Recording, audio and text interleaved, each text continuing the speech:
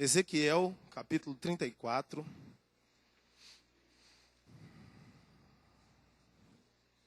Versículo 16.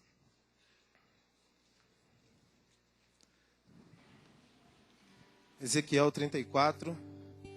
Vamos ler o 15 e o 16. Vamos lá. Diz assim: Eu mesmo serei o pastor do meu rebanho, e encontrarei um lugar onde as ovelhas possam descansar. Sou eu, o Senhor Deus, quem está falando. Procurarei as ovelhas perdidas, trarei de volta as que se desviaram, farei curativo nos machucados e tratarei das doentes, mas destruirei as que estão gordas e fortes, porque eu sou um pastor que faz tudo com zelo. Feche seus olhos nesse momento. Jesus é o seu bom pastor, que deu a vida por você, ovelha dele. E Ele está te procurando para te curar, machucado, ferido, abatido. Foi assim que você entrou aqui hoje? Você é alvo de Cristo. Jesus tem no seu olhar o poder de ler todos os corações. Os olhos de Jesus têm essa particularidade. Ele nos olha, mas Ele não se engana pela nossa face. Muitas vezes maquiada, muitas vezes adaptada, para não mostrar ao mundo as circunstâncias que vivemos, os grupos sociais onde estamos. Muitas vezes o nosso rosto, ele não mostra a realidade do que estamos sentindo. E nós até treinamos. Muitas vezes vamos sair para o dia de trabalho, vamos vir para o culto, vamos para a faculdade, estamos no nosso dia a dia e o nosso coração está machucado, as coisas não estão bem, as coisas não estão dando certo na nossa vida, e nós até treinamos. Eu tenho que chegar com um sorriso, eu tenho que mostrar para as pessoas que eu estou bem, eu não posso demonstrar a minha fraqueza. Mas existe alguém que lê o seu coração, existe alguém que não te olha pela sua aparência, mas te olha pela essência que está dentro de você. E não te olha apenas para saber, mas te olha porque tem interesse em curar e tem o poder para transformar o seu coração. E o nome dele é Jesus, o Rei da Glória. E foi o próprio Cristo que disse: Eu mesmo serei o pastor do meu rebanho e encontrarei um lugar onde as ovelhas possam descansar. Sou eu, o Senhor Deus, quem está falando. Igreja, quando o Senhor bolou o universo, quando o Senhor bolou o maravilhoso e complexo ser humano, Deus tinha um foco, Deus tinha um objetivo: fazer esse ser criado por Ele, tornar-se alguém feliz, tornar-se alguém completo, tornar-se alguém cheio de vida. As intenções do Pai eram as melhores possíveis. Eu já ouvi pessoas dizendo: porque Deus fez o mundo, porque Deus me criou, era melhor que eu não tivesse nascido, porque a pressão sobre o seu ombro está muito grande. Você já deve ter ouvido ou já deve ter falado coisas do tipo, ou se não falou, já pensou. Mas eu quero te dizer que quando Deus planejou a sua vida, Ele estava planejando o melhor para você.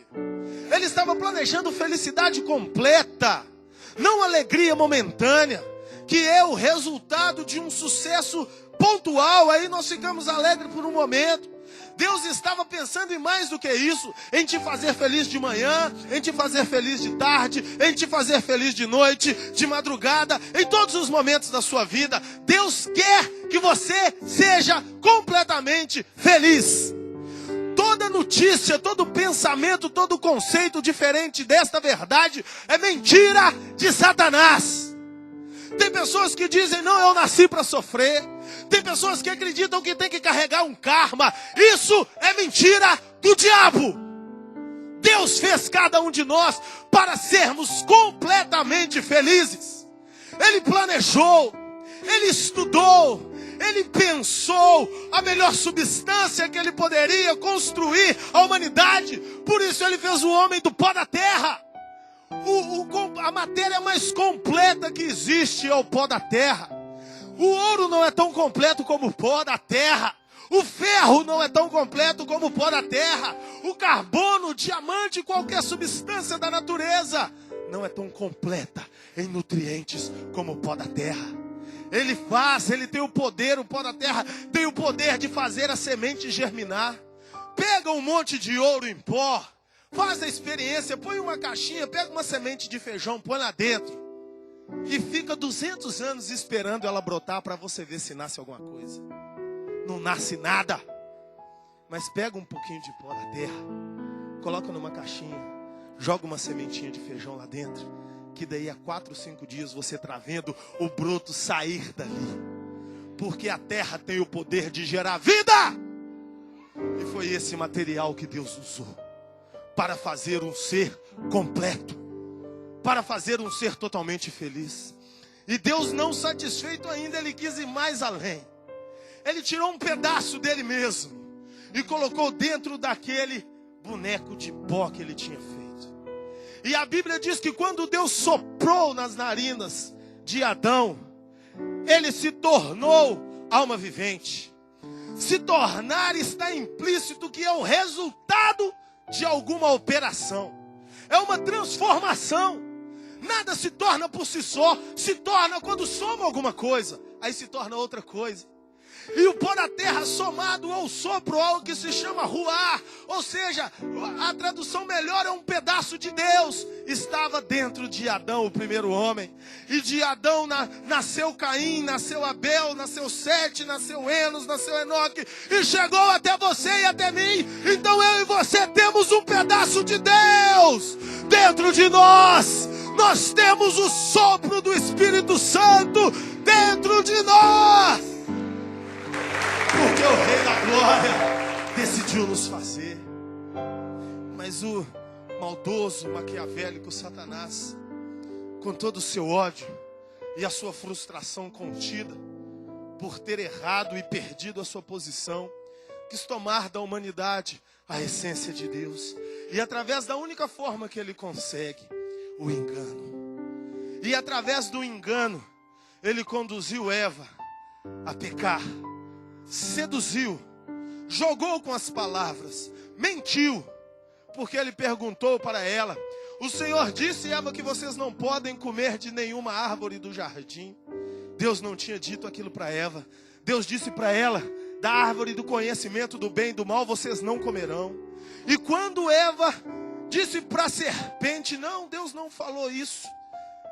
A serpente tinha conseguido roubar a atenção de Eva para a árvore do conhecimento do bem e do mal, porque foi no galho daquela árvore que a serpente estava. Satanás sempre vai querer levar a sua atenção para o lugar de queda na sua vida. Ele sempre vai querer virar os seus olhos para a derrota. Pense comigo, todos nós temos na nossa vida algo comum a todos: contas a pagar no final do mês. Mas nós não passamos a maioria dos nossos meses preocupados se o nosso orçamento vai dar para cobrir as nossas contas. E muitas vezes não entregamos ao Senhor os nossos dízimos e as nossas ofertas, não porque não amamos a Deus, não confiamos na igreja, não achamos que está tudo certo, mas porque temos medo do problema que será gerado por a falta de dinheiro para cobrir aquela conta. Muitas vezes isso não acontece com nós, igreja. Se nós pensamos assim, por que nós não podemos ousar pensar no melhor? Espera aí, o Deus que é o Deus da minha vida pode me prosperar para que eu pague não só essas contas, como qualquer outra que vier para a minha vida, porque Ele é o Deus que me sustenta. Eu vou entregar no altar o meu dízimo e a minha oferta, mesmo com contas a pagar, mesmo sem saber como eu vou fazer, porque eu tenho um Deus que pode me prover. Por que nós não pensamos assim? Porque a serpente está lá na árvore do conhecimento do bem e do mal, chamando a sua atenção. Ei, vai dar errado. Por que nós, quando nós estamos enfermos, doentes, com algum tipo de dor, nós ficamos abatidos e tristes? Por medo daquela enfermidade piorar. É ou não é, irmãos? Vai agravar. Qual vai ser o próximo diagnóstico? Será que esse remédio vai dar certo? E pessoas entram em depressão, entram em angústias terríveis, em cavernas profundas na sua alma, porque os seus pensamentos estão apegados ao pior. Mas por que nós não pensamos? Há um Deus que me cura. Há um Deus que pode todas as coisas. Há um Deus que me liberta. Há um Deus que direciona a minha vida. Há um Rei da glória, eu não tenho por que temer. Ainda que eu morra, a palavra diz: aquele que crê em mim, ainda que esteja morto, viverá. Por que nós não pensamos no melhor? Porque quando estamos com problemas no nosso casamento, a nossa mente vai sendo tomada e nós conseguimos apenas ver o problema. Aí você sai de casa de manhã para trabalhar e não consegue se despedir da sua esposa, porque você está com conflito com ela. E você passa o dia inteiro pensando nas coisas que ela te disse que desagradou. E vice-versa. Você, esposa que fica dentro de casa, fica o dia inteiro amargurando, sentindo o gosto do fel, das coisas que o seu marido fez com você e que você não gostou. E a hora que ele chega em casa, ou a hora que vocês dois chegam em casa, você, mulher, chega do seu trabalho, você não consegue nem olhar na cara dele, porque ficou o dia inteiro amargando aquilo. Quem ficou colocando esses pensamentos na sua cabeça? A maldita serpente que está na árvore, no galho da árvore do conhecimento do bem e do mal, puxando a sua atenção para o errado. Porque a mesma mente que pensa nas coisas que te desagradaram, a mesma mente que amarga, a mesma mente que quer vingar e quer descontar, é a mente que pode pensar: o coração dela vai ser quebrado hoje.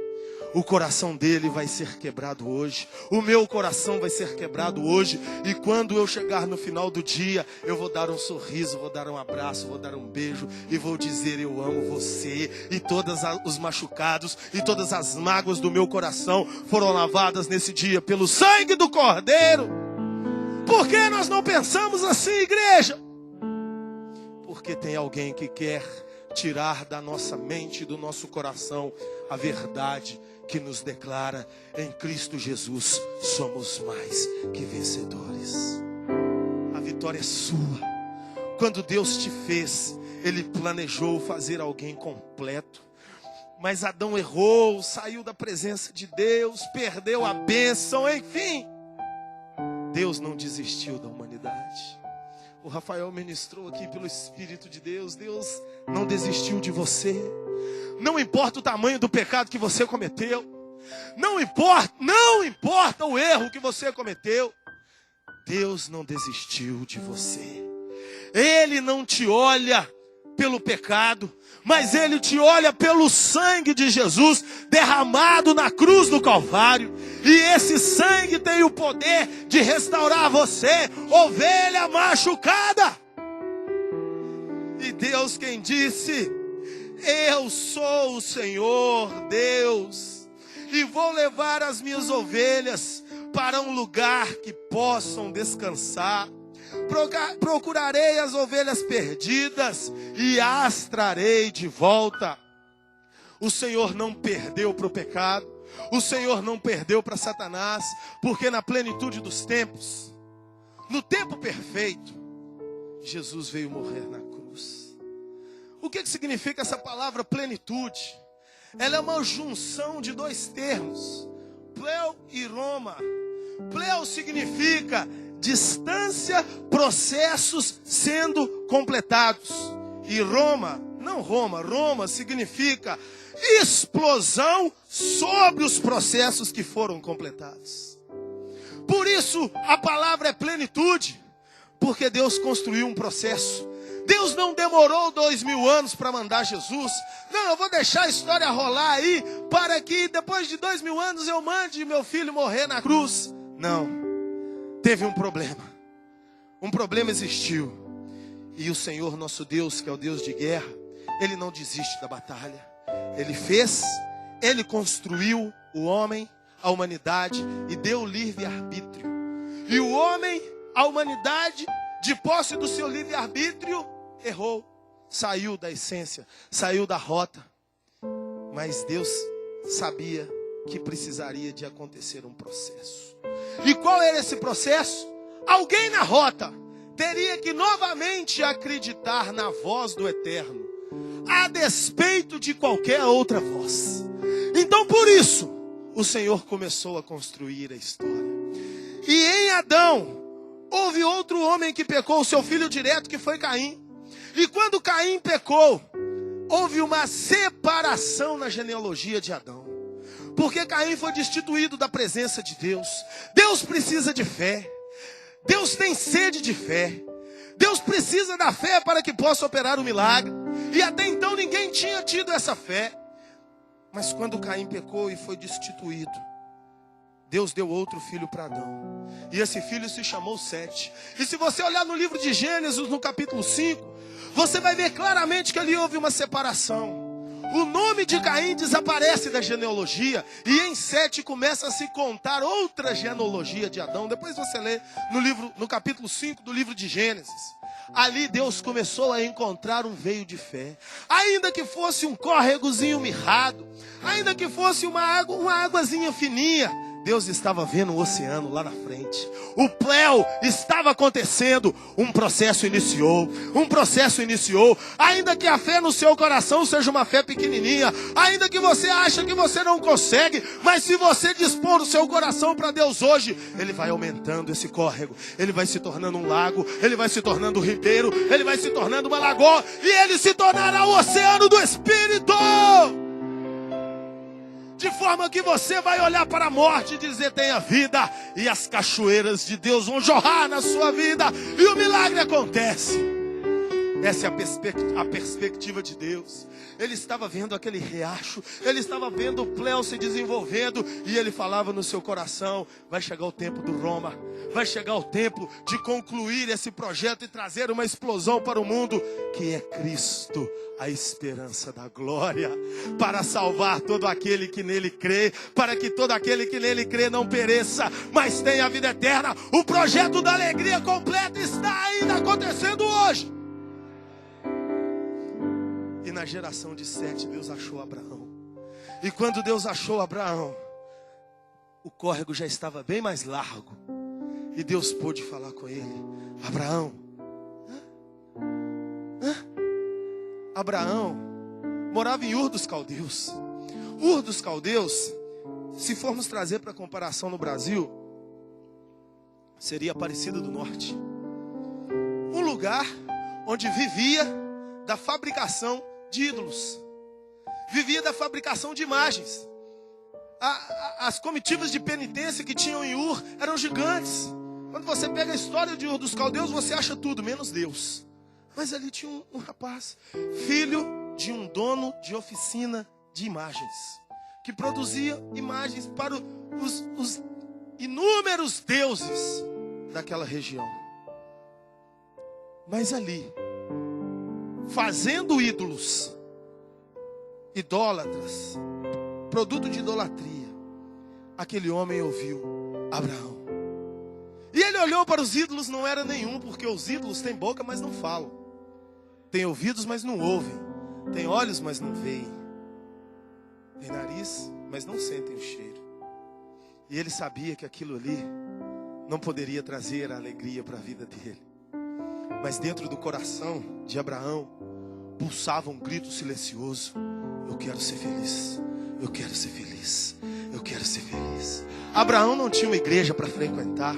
Abraão não tinha uma escola bíblica para tê-lo ensinado da palavra de Deus desde criança. Ele não sabia nada de Deus. Mas ele ouviu a voz: Abraão, sai da sua terra, da sua parentela, e vai para a terra que eu te mostrarei. E eu farei de ti uma grande nação. Meu Deus, tu és maravilhoso. Um produtor de imagens ouve a voz de um Deus invisível. Um homem estéril recebe a promessa que será pai de multidões. Todos os pré-requisitos contrários à expectativa do milagre. Peraí, eu vou sair para onde? Para a terra que eu vou te mostrar. Eu vou ser pai como se eu não posso ter filhos? Eu sou estéril, minha mulher é estéril. É assim que Deus gosta. Deus novamente havia encontrado fé na terra. E eu imagino o grande Yahvé falando com Satanás: tenta subir na árvore e enganar aquele ali. Não, mas eu já enganei Eva. Mas eu estou seguindo o processo. Aquele ali vai sair. Imagina a mente de Abraão. Quando Deus fala conosco alguma coisa louca, não é difícil para nós seguirmos na direção de Deus? Nós buscamos 250 confirmações. É versículo da Bíblia, é para apóstolo para orar. Aí sai da sala do apóstolo, tromba com o pastor Everton, ora de novo. Aí encontra com fulano, ora de novo. Aí passa uma semana, já tem 50 confirmações. Mas eu quero mais uma. Não é assim, irmãos? Porque a fé, ela constrange a razão. Porque ela é maior do que a razão. E Abraão seguiu no projeto. E o pléu de Deus estava acontecendo. O limiar estava sendo cheio. Por isso que Ezequiel teve a visão das águas que corriam debaixo do templo. Águas que me davam pelos artelhos. Águas que me dão pelos joelhos. Águas que me dão pelos lombos. Um rio gigantesco que só podia se atravessar a nado. Esse é o rio que alegra a cidade de Deus. É Jesus. Hoje Ele está fazendo crescer o volume de fé no seu coração, aí agora onde você está, para que o milagre dele se manifeste na sua vida, para que o impossível aconteça na sua realidade, porque Ele é o Deus do milagre que constrange a razão. E Abraão seguiu no projeto. E Abraão teve Isaac, nós conhecemos a história. Tudo impossível, Isaac nasceu, o filho da promessa. E nasceram os 12 filhos de Isaac. E nasceu Jacó. E nasceram os 12 filhos de Jacó. E constituiu-se Israel. Tudo isso com um objetivo: a manifestação daquele que tem o poder de ler o seu coração. Porque da geração de Davi veio o Messias. E novamente Deus encontrou fé. E Deus começou a trabalhar sobre a fé. E é esta fé que o Senhor Espírito Santo quer encontrar no seu coração nessa noite. Vamos comigo no livro de João, Evangelho de João, capítulo 4. A partir do versículo 5.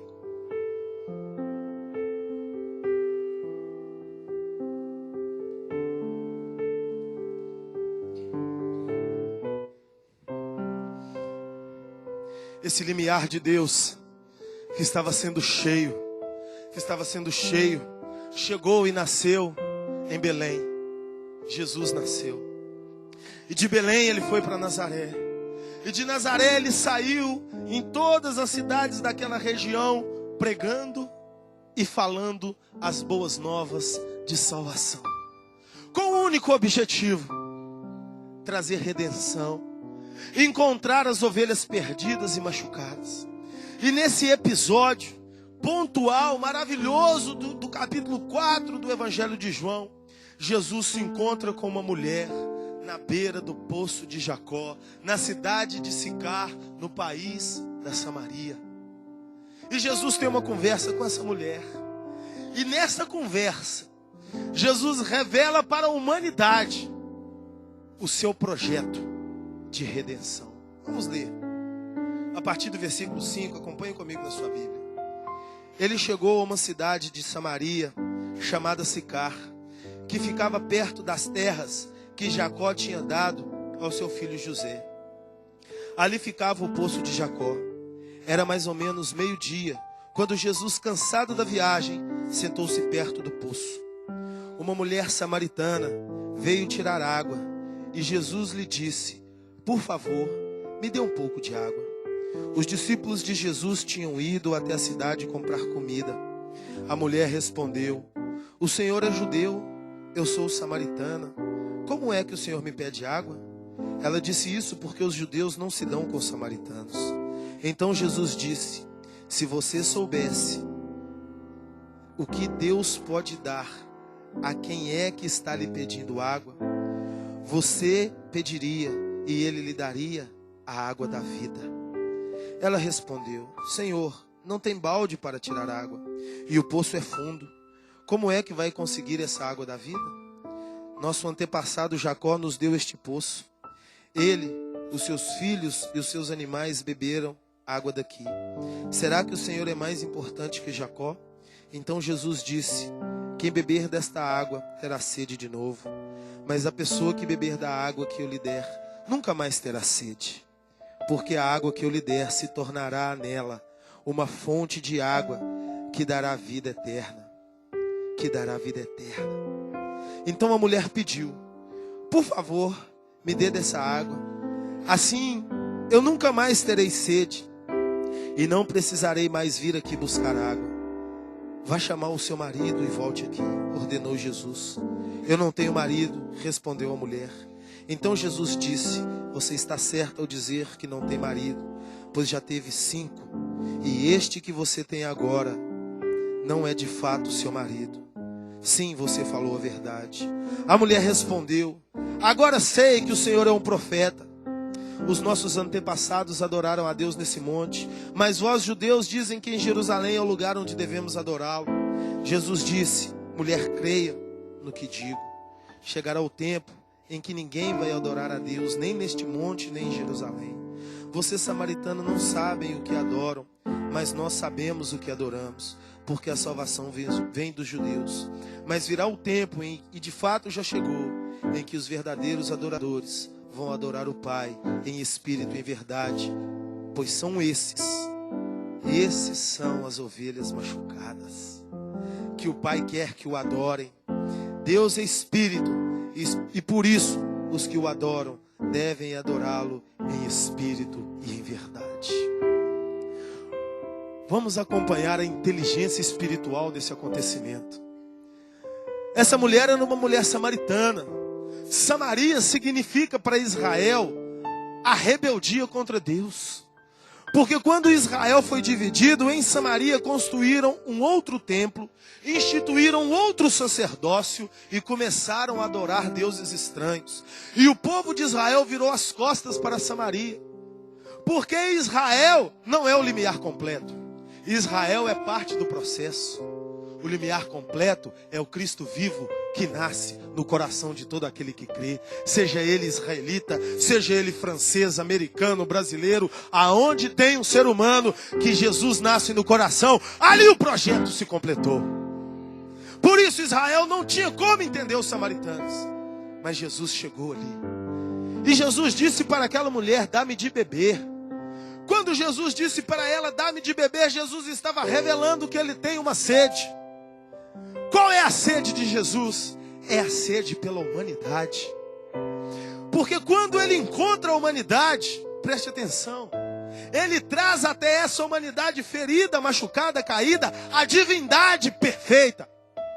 Nós que somos fracos, pecadores, quando encontramos o Cristo verdadeiro no nosso coração, nos tornamos templo do Espírito Santo, parte total de Deus. E aquele sopro que foi dado lá no jardim do Éden começa a fazer efeito na nossa vida.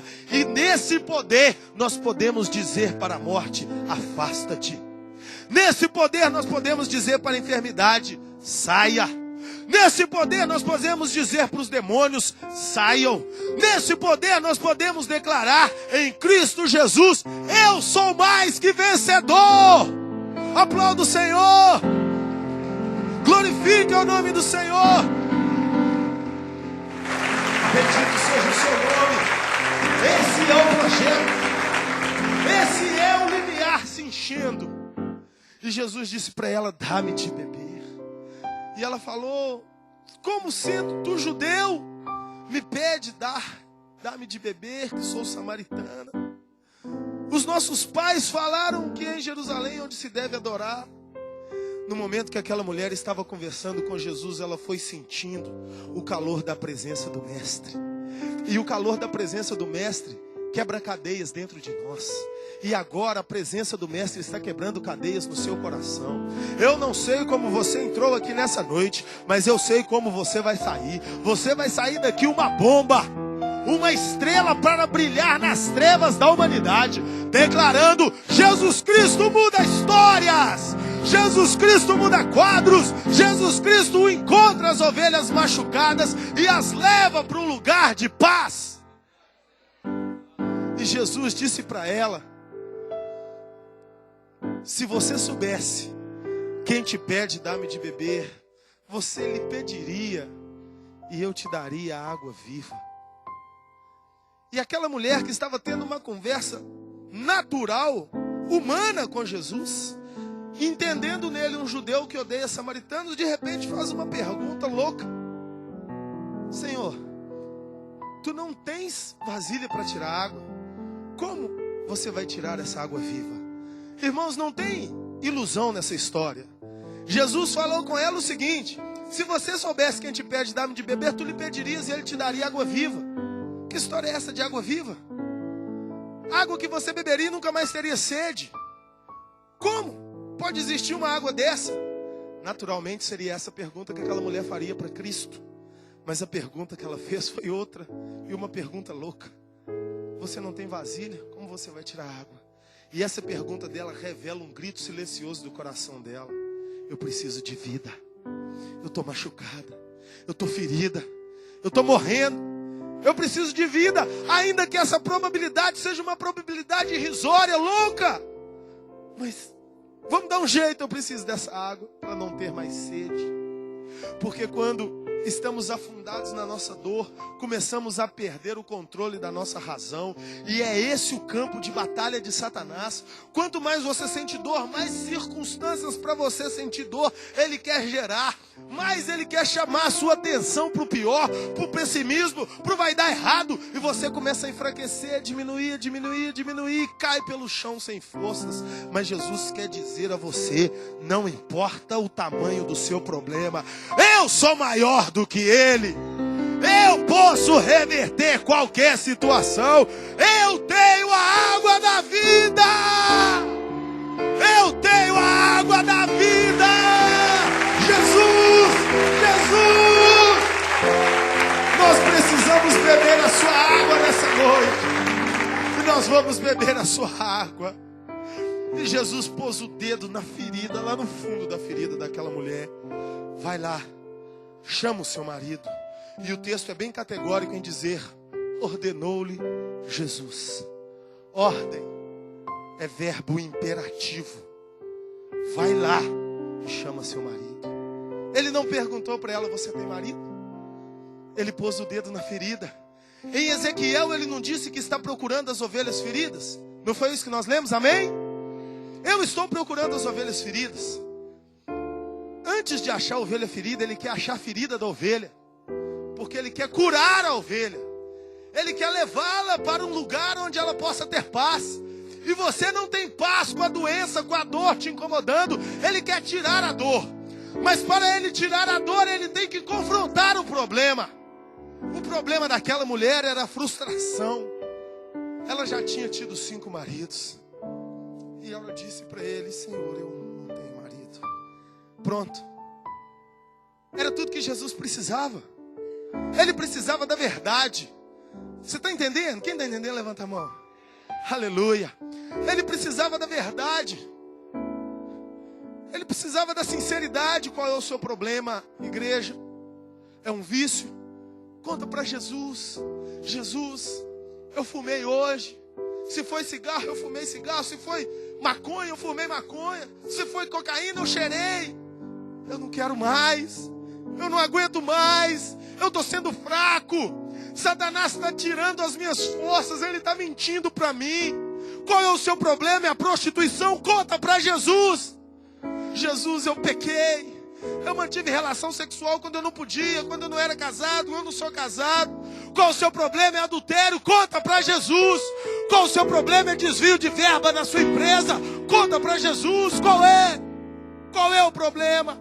Ele quer achar a ferida, mas você precisa revelar para ele a sua ferida, porque ele tem o poder de te curar. Ele não te condena, mas o pecado oculto alimenta Satanás. Quando você peca e não conta para Jesus o seu pecado, Satanás começa a ganhar força e prender você. Mas quando você confessa, na hora, aquele que parecia um leão que rugia, se torna um gatinho que mia. E você pisa na cabeça dele. E ele tenta falar com você lá de baixo: mas você fez aquele pecado. Cala a sua boca. O sangue de Jesus me justificou. E você opera milagres. Lugar de paz, lugar de de paz. Eu quero encontrar as ovelhas feridas. Ah, Jesus é fiel. Tem um pastor já falecido, chamava pastor Almir, lá do Rio de Janeiro. Uma vez foi fazer uma conferência e orou em voz alta, falou: Senhor, eu vou fazer um jejum para essa conferência. Olha como o diabo é enganador. E ele acordou amanhã, disse que com o cheiro dos bolinhos da esposa, os bolinhos de chuva. E o bolinho de chuva ele não aguentava. Ele detonou. E foi de noite para a conferência. E no meio da pregação manifesta um demônio. E eles te repreendem. Aí o demônio foi tentar fazer uma jogatina. Falou: você vai me repreender não? E os bolinhos que você comeu de manhã, que você falou que ia jejuar e não jejuou?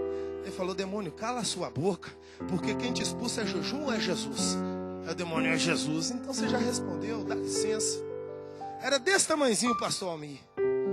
Mas um homem de Deus, cheio da glória e da inteligência de Deus.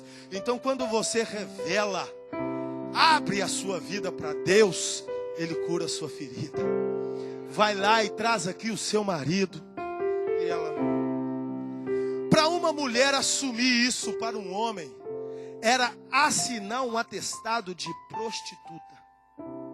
Porque uma mulher que não tinha marido, naquela época, naquela região, naquele contexto social, ela era tida como prostituta. Por isso que as mulheres aceitavam casar-se com homem que já tinha outras mulheres. Tudo errado, mas elas aceitavam aquilo por causa do contexto. Porque mulher que não tinha marido era descartada. E quando ela assume aquilo para Jesus, ela assumiu todo o seu opróbrio. Ela abriu a sua ferida e disse: eu não sei quem é você, mas eu preciso de cura. Eu estou desesperada. E Jesus mexeu no problema. Bem disseste que não tem marido, porque 5 maridos já estiveste. E o que é homem que agora vive com você não é o seu marido. Piora a situação. E ela, quando Jesus diz aquilo para ela, ela diz: mestre, a conversa dá um upgrade. Ela sai da terra e vai para o céu. Mestre, vejo que tu és profeta. Vejo que tu és profeta. Os nossos pais disseram... Vocês estão entendendo como é que a conversa muda totalmente? Ela estava falando de água, de vida, de marido, e ela vai e fala de adoração. Meu Deus! Nossos pais disseram que era nesse monte, e os judeus dizem que é em Jerusalém. Jesus disse: os judeus estão certos, porque a salvação vem dos judeus. Quem era a salvação? Ele, o pleroma, o limiar completo. Ele era o Roma de Deus. Ele era a explosão do processo. É a mesma explosão que está presente aqui hoje e que vai transformar a sua vida hoje, agora, em nome de Jesus. Ele é a salvação. Ele é a salvação. Está assentado no trono, está entronizado acima dos querubins. Ele disse para ela: eles estão certos. A salvação vem dos judeus. Mas tem um momento que nem aqui nesse monte, nem em Jerusalém. Olha como Jesus é. Ele falou: eles estão certos, a salvação vem dos judeus. E ele continua na frase: mas tem um momento, vai chegar, e já chegou, que nem em Jerusalém, nem aqui adorarão ao Pai. Mas só acabou de falar que estava certo, e agora não é em Jerusalém? Eu achei que era em Jerusalém. Não.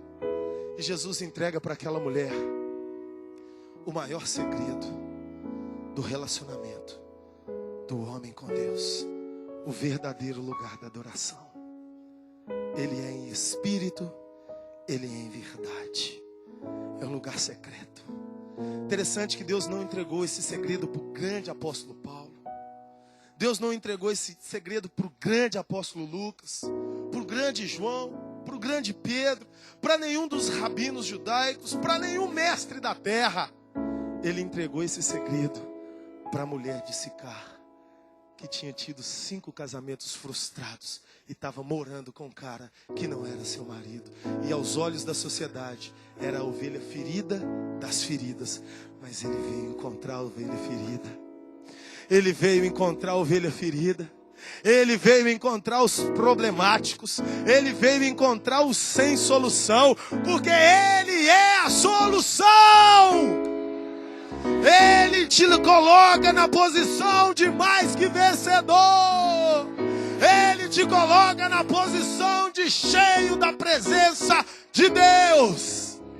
Eu mesmo vou buscar as minhas ovelhas e as levarei para o lugar de paz. E naquele momento, o texto continua dizendo, depois vocês leem o texto em casa, terminam de ler capítulo 4 de João.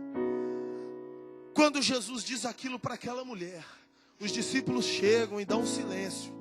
E o texto diz assim, os discípulos estranharam por Jesus estar conversando com a mulher, mas não falaram nada. Os discípulos estranharam por 2 motivos. Motivo número 1, aquele horário não era horário de mulher estar no poço. As mulheres iam no poço cedinho, quando o sol estava fraco, 6, 7 horas da manhã, acabava o movimento no poço. Porque vai na região de Sicar, lá onde é hoje, lá na região de Jerusalém, e tenta ficar debaixo do sol de meio-dia, com uma lata d'água na cabeça. Não há quem aguente. Você perde as forças do corpo. Mas aquela mulher ia a esse horário, porque ela tinha vergonha de ir no horário que as outras mulheres iam. Porque sabe como ela seria chamada? Lá vem aquelazinha de 5 maridos e mora com um cara agora. Entendeu o tamanho da ferida? Qual a vergonha que você tem pelo seu problema? O dela era maior. E Jesus está aqui para te curar do mesmo jeito que curou ela. E o segundo motivo que eles estranharam por Jesus estava conversando com aquela mulher. Eles sabiam da fama daquela mulher na cidade de Sicar. Porque a cidade de Sicar devia ser do tamanho da Avenida São Paulo. A cidade, olha lá, se não fosse menor. Uma mulher com 5 ex-maridos seria falada no bairro, não seria não, pessoal? Sim ou não? Mas com essa mulher, que coisa estranha. Mas os discípulos ficaram calados. Quando ela vê os discípulos chegando, Jesus ali, ela sai de cena. E ela desce correndo para a vila. E ela que era a má falada da vila, ela chega e diz para o povo: vinde e vede o Messias, o enviado de Deus, que me tem revelado tudo quanto tenho feito e vivido. E como os homens, as mulheres e o povo daquela cidade ouviriam aquela mulher, porque ela agora estava cheia do Espírito Santo. Ela agora estava cheia do poder de Deus. Ela pegou os demônios, jogou-os no chão e cresceu para cima deles e disse: Satanás, eu vou te mostrar quem manda aqui. Sou eu, porque tenho Jesus na minha vida. Ela saiu dali curada, restaurada e se tornou evangelista de multidão. Abre comigo 1 Pedro capítulo 2, versículo 9. Essa foi a posição que essa mulher chegou naquela vila. E é a posição que você vai sair daqui hoje. Em nome de Jesus, quem concorda diz aleluia bem alto. Eu pedi para dizer bem alto. Mais alto. Mais alto.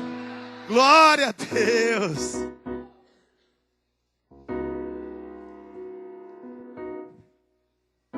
Mas vocês são raça escolhida, os sacerdotes do rei, a nação completamente dedicada a Deus, o povo que pertence a Deus. Vocês foram escolhidos para anunciar os atos poderosos de Deus. O Deus que os chamou da escuridão e das trevas para a sua maravilhosa luz.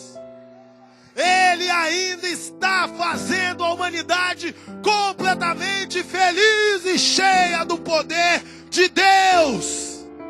Aquela mulher chegou na beira daquele poço destruída, ovelha ferida e machucada.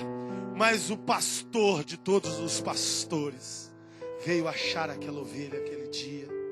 Aquele meio-dia, sol a pino. Ele abriu a ferida. Ele colocou o bálsamo de Gileade. E ele curou aquela mulher. E ela saiu dali. É assim que Deus faz, irmãos. É assim que Deus faz. Deus tem o milagre à pronta entrega. Receber o milagre de Deus não é igual comprar alguns carros maravilhosos aí que você compra e tem que esperar 60 dias para chegar. Não, Com Deus é na hora. Abriu o coração, creu, é na hora que acontece o milagre. É na hora. Aquela mulher chegou ali ferida, machucada e destruída. Mas o Cristo que tem nos olhos o poder de ler os corações, encontrou fé ali. E bebeu da água que ele tem sede, que é a humanidade, para quem ele veio morrer. E deu de beber àquela mulher da água que ele pode dar, a divindade. A Bíblia nos conta que quando Cristo morreu, o soldado furou o seu lado para cumprir a profecia que estava escrito. Furaram o seu lado. Interessante que o texto de Marcos diz: para que se cumprisse a profecia, o soldado furou o seu lado. Só isso. Mas depois o texto diz: e do seu lado escorreu sangue e água. A profecia não dizia que iria escorrer água. Ela dizia que o lado seria furado. Mas sabe por que o lado foi furado?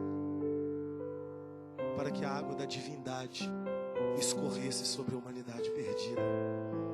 Porque quando você, imperfeito e fracassado, bebe da água da divindade, você se torna limiar completo, plenitude de Deus, e se enche da divindade e começa a ser alguém diferenciado nessa terra. Os problemas estão aí, as lutas estão aí, os conflitos estão aí, as dificuldades estão aí. O que mudou é a forma que você os vê. A partir de hoje, você não vai se ver mais como vítima de Satanás, mas você vai se ver como um problema para Satanás. Eu sofri um grande ataque de Satanás mês passado. E no meio daquela situação, eu saí para caminhar, firme em Deus, que Ele transforma a maldição em bênção. E foi um ataque de ameaça de morte, de situações terríveis, satânicas. E eu estava andando e caminhando, o Espírito Santo falou ao meu coração: dá um recado para Satanás agora. Eu falei: sim, Senhor. Fala com ele que ele só conseguiu uma coisa: piorar a situação dele. Porque a partir de agora, você vai ver o tamanho da vitória que eu vou te dar nessa situação. E eu falei: Satanás, você só conseguiu um problema. Você só conseguiu uma coisa: piorar a sua situação. E essa situação foi um conflito familiar. E não se passou um mês. Aquela pessoa que estava endemoniada, gritando e cheia de razão, me ligou como um gatinho miando. Foi em Belo Horizonte, não foi aqui não. Me ligou como um gatinho miando. Eu te amo. Me perdoa. Você tem razão. Eu quero Jesus. Aplauda o Senhor. Ele muda situações. Ele fecha a boca de Satanás. Satanás às vezes quer usar alguém que você ama, quer usar uma situação para te destruir, mas Satanás só consegue uma coisa: piorar a situação dele, porque é mais um que vai ser salvo por Cristo, aquele que veio derramar o amor de Deus em nossos corações, porque ele encontrou as ovelhas feridas para levá-las ao lugar de paz. Fique de pé em nome de Jesus. Aleluia.